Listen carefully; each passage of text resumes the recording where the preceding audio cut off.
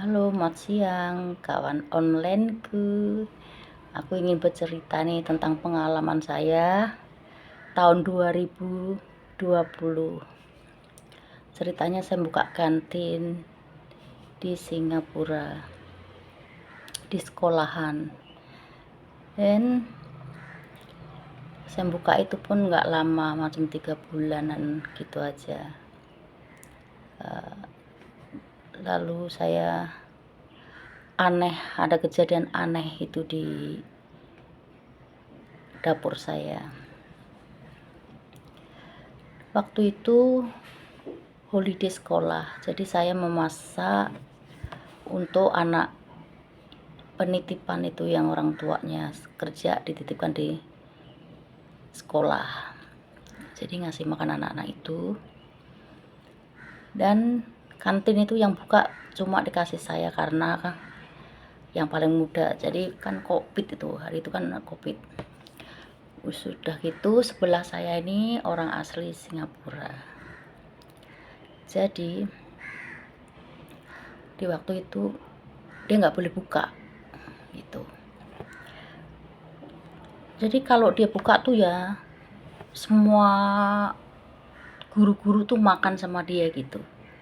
Saya juga nggak tahu kenapa gitu. Saya pun masaknya kan ada juga kayak mie goreng lah, apa tetek bengek ada gitu. Tapi semua tuh larinya ke dia gitu. Nggak apa-apa. Udah gitu terus suatu hari ada suara gede itu.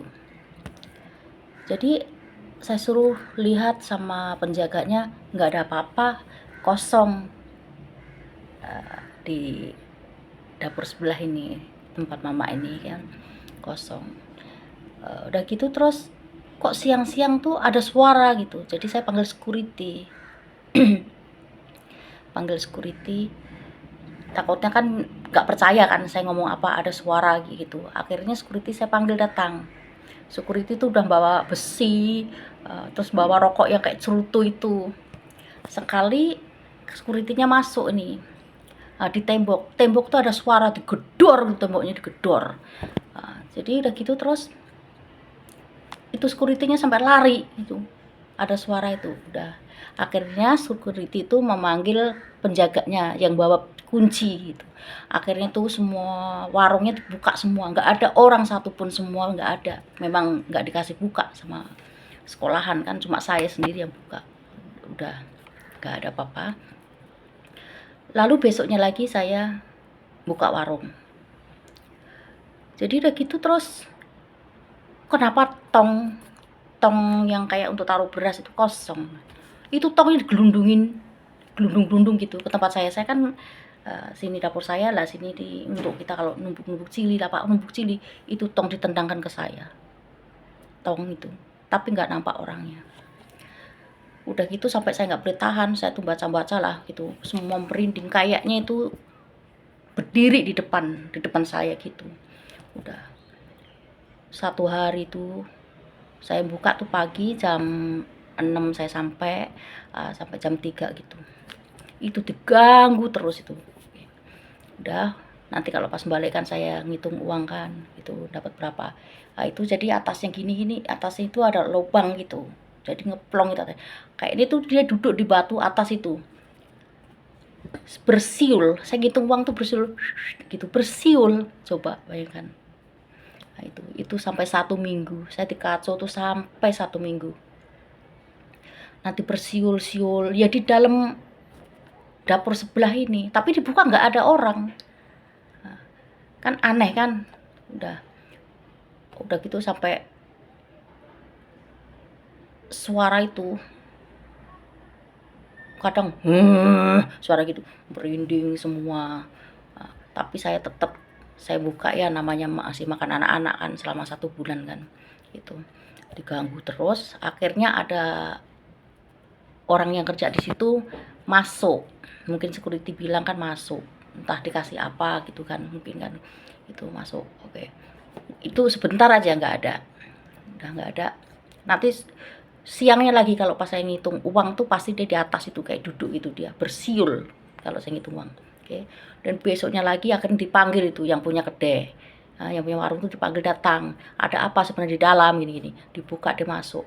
Akhirnya orang itu kan bawa lagi ada orang satu, nggak tahulah mungkin mau diusir suruh pergi gitu. Jadi saya pun suruh masuk di dalam itu, saya berdiri di dekat cuci piring, kaki saya tuh ditarik-tarik gitu, ditarik-tarik gitu. Kan aneh kan? Udah gitu, udah nggak apa-apa itu nggak ada suara. Besoknya lagi ada suara.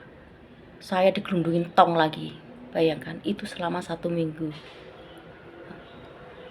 Kalau nampak nggak apa nggak mempernampakkan, tapi saya tahu tuh kayaknya kayak perasaan saya tuh kayak pakai baju putihnya lah, kayak pocong gitu, apalah gelundang gelundung gelundang gelundung gitu kayak ini.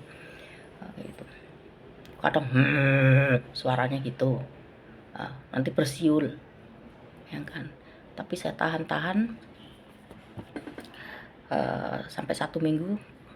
Ada satu kali saya kerja sendiri, saya kan sama kawan ya, itu hari paruan sama kawan gitu. Udah gitu ya akhirnya kawan tuh nggak mau lagi, akhirnya saya tutup tuh kedai. Ya macam mana ya, makanya kalau ini pengalaman untuk saya ya, kalau mau buka sesuatu, buka warung atau buka pokoknya restoran besar apapun lah, kalau buka usaha tuh kalau bisa ya jangan ini kongsi gitu. Rugi untung kalau pakai sendiri itu nggak masalah. Jadi kalau kita paruan sama kawan tuh kadang ya kita tuh kalau percaya ya habis gitu, kita malah yang di apa ya, yang ditipuin gitu. Terus terang aja ngomongnya tipu lah ya, kayak gitu.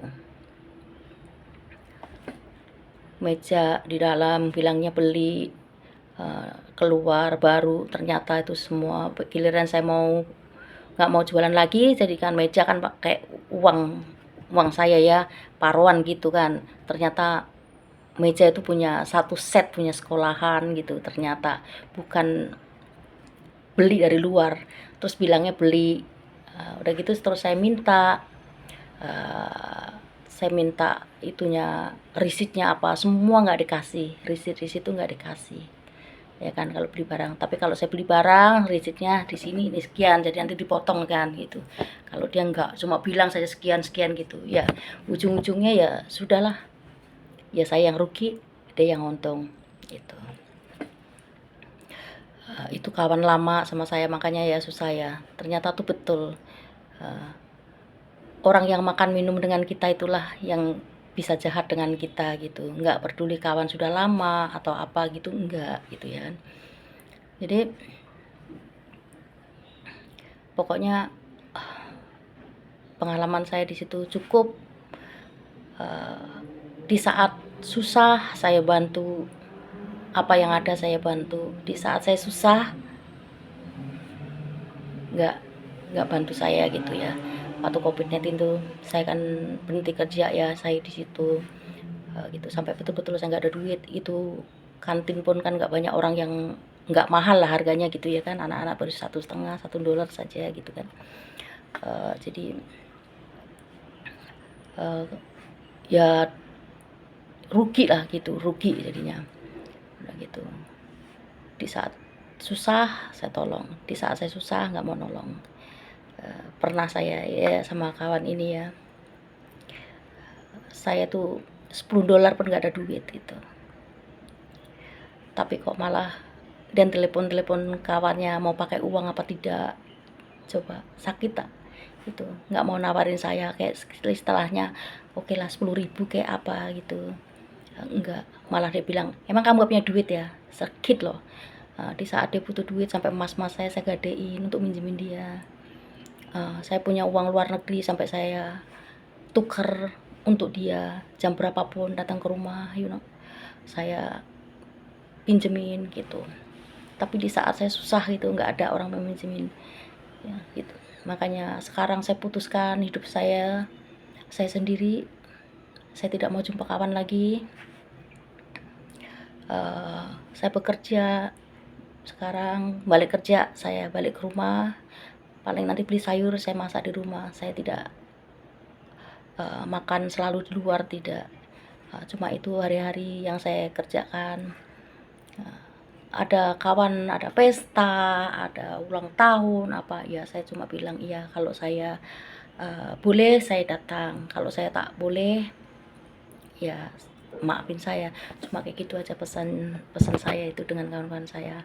Saya jadi trauma, jadi takut. Makanya kita tuh ya jadi orang baik tuh ternyata susah gitu ya, selalu ditipu orang, selalu dibully orang gitu, padahal dia hati kita tuh kasihan ya, mana tahu nanti kita bantu orang suatu saat kan kita dibantu gitu, ternyata itu nihil gitu ya.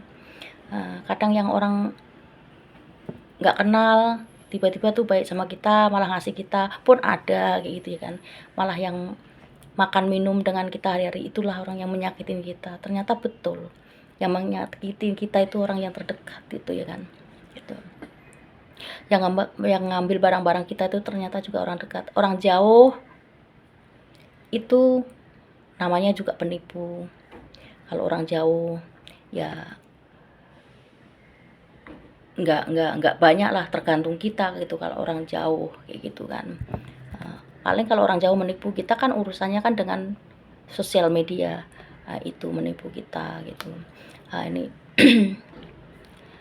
itulah pengalaman saya.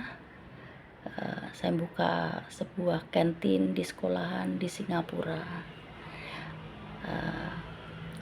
Terima kasih saya ucapkan kawan-kawan melihat video saya dan like video saya dan subscribe. Jangan lupa ya kawanku, support aku. Nanti suatu saat saya akan bikin video tentang pengalaman saya, mungkin dari kecil sampai sekarang. Mungkin nanti kalau ada waktu saya akan bikin video. Tuh, makasih. Assalamualaikum. Bye bye.